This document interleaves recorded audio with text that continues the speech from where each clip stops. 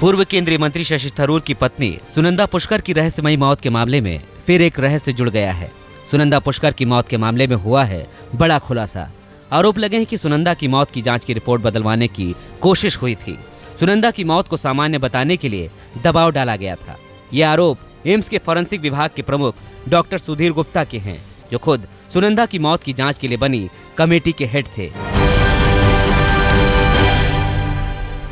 AIIMS के forensic department के head doctor Sudhir Gupta ने स्वास्थ्य मंत्री डॉक्टर हर्षवर्धन से शिकायत की है। डॉक्टर गुप्ता ने ये शिकायत सीवीसी, एम्स के डायरेक्टर और संबंधित अदालत को भी दी थी। आज तक के पास मौजूद है डॉक्टर सुधीर गुप्ता की वो चिट्ठी, जिसमें उन्होंने इस बात का आरोप लगाया है कि उन पर पोस्टमार्टम रिपोर्ट में बदलाव के लिए दबाव डाला गया। डॉक्टर गुप्ता ने आरोप लगाए हैं कि सुनंदा की मौत की जांच रिपोर्ट मैनेज करने के लिए उन पर दबाव डाला गया था, ताकि सुनंदा की मौत को सामान्य मौत बताया जा सके।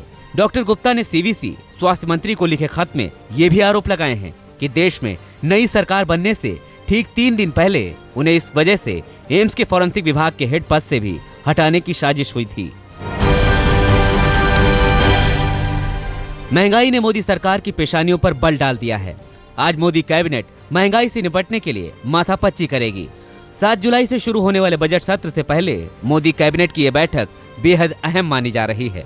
बैठक में कमजोर मॉनसून और ऊंची कीमतों के अलावा बजट पर चर्चा होगी।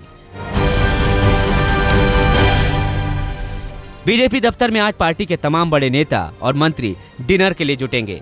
डिनर में पीएम नरेंद्र मोदी समेत तमाम बड़े नेता शामिल होंगे। ये डिनर प्रोग्राम पहले 25 जून को था, लेकिन राजधानी एक्सप्रेस ट्रेन हादसे के बाद डिनर टाल दिया गया था। टीएमसी सांसद तपस पाल की महिलाओं पर अभद्र टिप्पणी का मामला अभी शांत भी नहीं हुआ था कि तपस का एक पुराना वीडियो भी सामने आ गया है।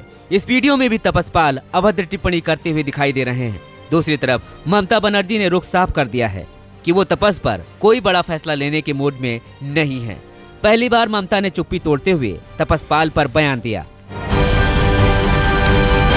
We will not allow this type of things. So he has to apologize to the public unconditionally. If he don't do it, then party will take action. What do you think that I will kill him? Mamata Banerjee आज कोलकाता में party सांसदों से मुलाकात करेंगी। Meeting में तपस पाल भी शामिल होंगे। तो दूसरी तरफ कोलकाता और तपस पाल के क्षेत्र नादिया के अलावा कई जगहों पर तपस पाल के खिलाफ महिला संगठनों और राजनीतिक दलों के प्रदर्शनों का भी कार्यक्रम है। लोकसभा चुनाव में कांग्रेस को मिली हार का असर दिखने लगा है। जम्मू कश्मीर में नेशनल कॉन्फ्रेंस और कांग्रेस के बीच रिश्ते टूटने के कगार पर हैं। उमर अब्दुल्ला ने यह बयान दिया है कि उनकी पार्टी विधानसभा चुनाव में अकेले ही उतरना चाहती है। हालांकि उन्होंने आखिरी फैसला पार्टी अध्यक्ष फारूक अब्दुल्ला पर छोड़ा है। मुश्किल है कहना, अभी इस तरह का कोई फैसला हुआ नहीं है, लेकिन सच्चाई ये है कि दोनों जमातों में उभर के आवाज़ें आ रही हैं जो कि अकेला जो है इलेक्शन लड़ने की तैयारी करना चाहती हैं, और मेरी जमात में भी ज़्यादातर वो लोग हैं जो कांग्रेस के साथ मिलकर इलेक्शन नहीं लड़ना चाहते। शंकराचार्य की साईं बाबा पर टिप्पणी का विवाद थमता नहीं दिख रहा। साईं बाबा के भक्तों का एक समूह आज पुणे से शिरडी तक पैदल मार्च करेगा। सैकड़ों साईं भक्तों ने अपनी यात्रा मंगलवार को ही शुरू कर दी। ये भक्त 220 किलोमीटर का सफर 15 दिन में तय करेंगे। इस यात्रा का मकसद शंकराचार्य के बयान पर विरोध दर्ज कराना है। तमिलनाडु के राज्यपाल के रोसैया ने प्रधानमंत्री नरेंद्र मोदी से मुलाकात की। चेन्नई में हुई इस मुलाकात से पहले रोसैया ने पड़ोसी राज्य कर्नाटक के राज्यपाल का भी अतिरिक्त प्रभार संभाला। कर्नाटक के राज्यपाल हंसराज भारद्वाज का कार्यकाल खत्म होने के बाद अगले राज्यपाल की नियुक्ति तक रोसैया को अतिरिक्त प्रभार सौंपा गया है। 30 जून को यूपी विधानसभा के सामने बीजेपी युवा मोर्चा के प्रदर्शन पर सियासत तेज हो गई है।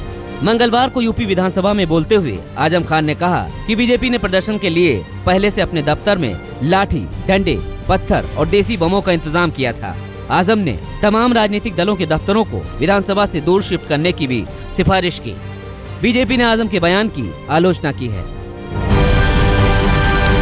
पार्टी दफ्तर पर पहले से पत्थर, कई तरह के औजार, बोतलों में तेजाब और बम दफ्तर पर पहले से इस बार इकट्ठा करके और हिंसात्मक तरीके की वारदात की गई पूरी साजिश के तहत। मुझे लगता है कि आजम खां जी भारतीय जनता पार्टी के नाम से इतने भयभीत होते हैं कि जो भी भारतीय जनता पार्टी का नाम ले या उससे संबंधित कोई बात करे तो वो बिगड़ जाते हैं। दिल्ली में विधानसभा चुनाव से पहले बीजेपी नेता अपने कार्यकर्ताओं को कुछ इसी तरह से फिल्म दिखाकर तैयार कर रहे हैं। महंगाई के मुद्दे पर अगर सरकार घिरी है तो सरकार अपनी उपलब्धियों का भी हिसाब किताब फिल्म के जरिए कार्यकर्ताओं को बता रही है, ताकि पार्टी कार्यकर्ता लोगों से वोट मांगने जाएं तो जनता के हर सवाल का जवाब दे पाएं। भारतीय जनता पार्टी की सरकार की अचीवमेंट, जिस तरीके से मोदी जी ने ये कहा कि रिश्तेदारियों को दूर रखिए, भाई भतीजावाद को दूर रखिए और पूरी तरीके से 24/7 देश के काम में जुट जाइए। जो जो काम हो रहे हैं, जो जो रिजल्ट्स आए हैं और जो जो रिजल्ट्स आने वाले हैं, वो सारे चर्चा कर रहे हैं और चर्चा करके कार्यकर्ताओं को बता रहे हैं। अब तक कमजोर रहे मॉनसून ने दक्षिण भारत में भी सूखे का खतरा खड़ा कर दिया है। महाराष्ट्र कैबिनेट आज पानी की कमी से पैदा होने वाले खतरों पर माथापच्ची करेगी। महाराष्ट्र कैबिनेट की बैठक 12 बजे होगी। मुंबई में पानी की किल्लत पर आज बीएमसी की स्टैंडिंग कमेटी चर्चा करेगी। बीएमसी ने पहले ही गुरुवार से पानी की कटौती का प्रस्ताव कमेटी के सामने रखा है। अब स्टैंडिंग कमेटी इस बात पर फैसला करेगी कि क्या वाकई पानी की कटौती की जाए या फिर नहीं, और अगर की जाए तो कितनी कटौती की जाए। प्रीति जिंटा केस में गवाहों के मिले जुले बयान ही सामने आ रहे हैं। मंगलवार को भी पुलिस ने 2 और गवाहों से पूछताछ की। घटना के वक्त स्टेडियम में मौजूद पारुल खन्ना ने जहां प्रीति के आरोपों को सही ठहराया, वहीं एक और गवाह फ्रेजर कैस्टिलिनो ने प्रीति के आरोपों को गलत बताया है। चेन्नई बिल्डिंग हादसे में मरने वालों की गिनती 34 तक पहुंच गई है। मलबा हटाने का काम अभी भी जारी है। 28 जून की शाम को हुए हादसे में चेन्नई की 11 मंजिला निर्माणाधीन इमारत भरभरा कर गिर गई थी। मलबे से अभी तक 27 लोगों को जिंदा बचाया जा चुका है। अमरनाथ यात्रा पर निकले श्रद्धालु आज से पहलगाम के रास्ते भी बाबा के दर पर पहुंच जाएंगे। पहलगाम का रास्ता आज से खोल दिया गया है। अमरनाथ यात्रा के पहले 4 दिनों में 35,000 से ज्यादा श्रद्धालु बाबा बर्फानी के दर्शन के लिए पहुंच चुके हैं। गुजरात की आनंदीबेन पटेल सरकार ने गुजरात विधानसभा में साल 2014-15 के लिए बजट पेश किया। कुल 1,33,465 करोड़ का ये बजट पिछले साल से 17% ज्यादा है। बजट में आनंदीबेन पटेल ने महिलाओं और बच्चों के लिए कई सामाजिक योजनाओं का प्रस्ताव रखा है। गुजरात के कई शहरों को एयरलाइंस से जोड़ने के लिए भी स्मॉल सिटीज एयरलाइंस और विधायक निधि 50 लाख से बढ़ाकर 1 करोड़ रखने का प्रस्ताव रखा गया है।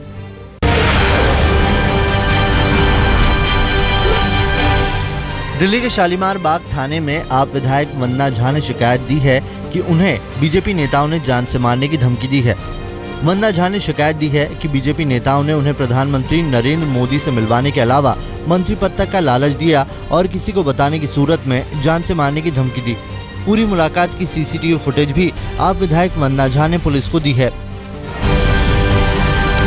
मैडम सोच लो आप, संतोष कोहली को किसने मरवाया था आपको पता है? हमने कहा जो नहीं, मुझे नहीं पता। तो कह रहा है, जो कि उसके बाद कह रहा है मैडम ये 3 आदमी की बातें से 4थे आदमी के पास गई तो सोच लेना आप, पूरे परिवार को मरवा दूंगा और ये मेरी धमकी समझना, और नहीं तो ये बात अगर ख़त्म करनी है तो यही बात रहने दो। इस बात को इस कमरे से बाहर नहीं जानी चाहिए। लगता है उमा भारती और शंकराचार्य स्वरूपानंद सरस्वती के बीच साईं पूजा के मुद्दे पर बातचीत हो गई है, क्योंकि संतों का रुख उमा भारती की ही तरह बदल गया है। उमा की बर्खास्तगी की मांग करने वाले साधु महामंडलेश्वर स्वामी प्रेमानंद ने हरिद्वार में संतों की बैठक के बाद कहा कि उमा और शंकराचार्य जी की बात हो गई है और अब ये मुद्दा नहीं उठना चाहिए।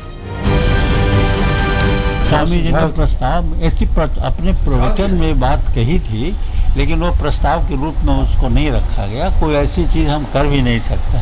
साधु समाज एक आध्यात्मिक और सामाजिक संगठन है, उसमें राजनीतिक प्रश्नों पर विचार नहीं किया गया। देखते ही देखते जलकर खाक हो गई स्विफ्ट कार। हादसा राष्ट्रीय राजमार्ग नंबर 1 पर हुआ। बाहरी दिल्ली के अलीपुर इलाके में परिवार इसी कार में सवार था। अचानक गाड़ी में आग लग गई, जिसके बाद ड्राइवर ने फौरन गाड़ी रोककर परिवार को किसी तरह से गाड़ी के बाहर निकाला। इसी कोशिश में ड्राइवर के हाथ मामूली रूप से झुलस गए, लेकिन परिवार की जान बच गई। पश्चिम बंगाल में सेना की विशेष ट्रेन से टकराकर 2 हाथियों की मौत हो गई। दोनों हाथी अचानक ट्रैक पर ट्रेन के सामने आ गए।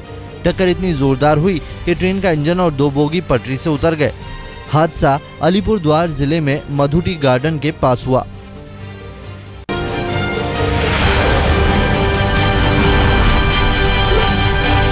महाराष्ट्र और कर्नाटक की सीमा पर मिरज शहर के नजदीक गैर कानूनी हथियारों के साथ 2 लोगों को पुणे एटीएस की टीम ने गिरफ्तार किया। आरोपियों के पास से एक कार्बाइन, 3 पिस्टल और जिंदा कारतूस बरामद किए गए। बरामद किए गए हथियार कंट्री मेड हैं, लेकिन अच्छी कारीगरी से बनाए गए हैं। गिरफ्तार किए गए दोनों शख्स हिस्ट्री शीटर हैं। यूपी में एक बार फिर हुई है हैवानियत। 3 युवकों ने इंदिरापुरम में एक मॉल के बाहर से युवती को अगवा करने के बाद नोएडा ले जाकर उसके साथ रेप किया।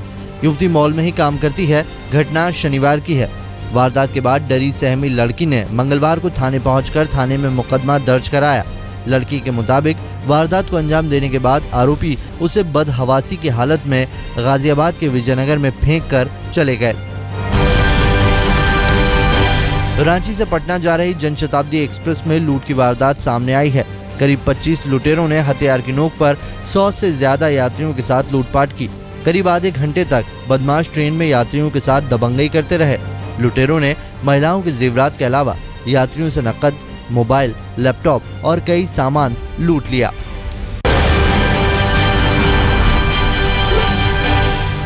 फीफा वर्ल्ड कप में 2 प्री क्वार्टर फाइनल मुकाबले खेले गए। पहले मुकाबले में अर्जेंटीना ने स्विट्जरलैंड को 1-0 से हराकर क्वार्टर फाइनल में जगह पक्की कर ली, तो दूसरा प्री क्वार्टर फाइनल अमेरिका और बेल्जियम के बीच हुआ, जिसमें बेल्जियम ने अमेरिका को 2-1 से हराकर क्वार्टर फाइनल में जगह पक्की कर ली।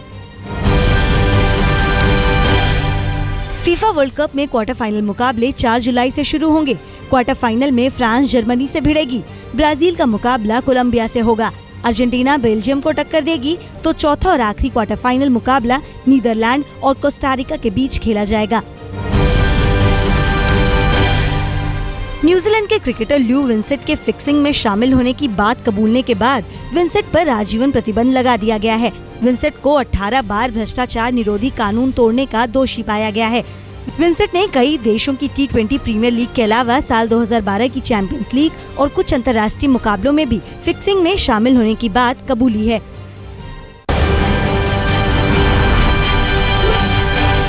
नाइजीरिया के उत्तर पूर्व इलाके में एक बाजार में आतंकियों ने बम विस्फोट को अंजाम दिया। धमाके में करीब 20 लोगों के मारे जाने की खबर है।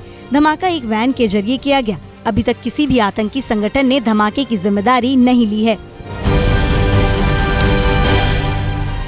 फ्रांस के पूर्व राष्ट्रपति निकोलस सरकोजी को पुलिस हिरासत में भेज दिया गया है। सरकोजी से 2007 के चुनाव के दौरान हुई गड़बड़ियों और अपने प्रभाव का गलत इस्तेमाल करने के आरोपों से जुड़ी पूछताछ करने के लिए हिरासत में लिया गया है। सरकोजी जांच एजेंसी के सामने पूछताछ के लिए पेश हुए थे, जिसके बाद उन्हें हिरासत में ले लिया गया। मकड़ी से हो सकता है आपको डर लगता हो, लेकिन मकड़ी से आपकी डर दूर भगाने के लिए न्यूयॉर्क में लगाई गई है एक खास प्रदर्शनी। इस प्रदर्शनी का नाम है स्पाइडर्स अलाइव। मकड़ी की 20 से ज्यादा प्रजातियां आपको यहाँ देखने को मिल जाएंगी। यहाँ तक कि बैठने के लिए कुर्सियाँ भी मकड़ी के आकार की मिल जाएंगी।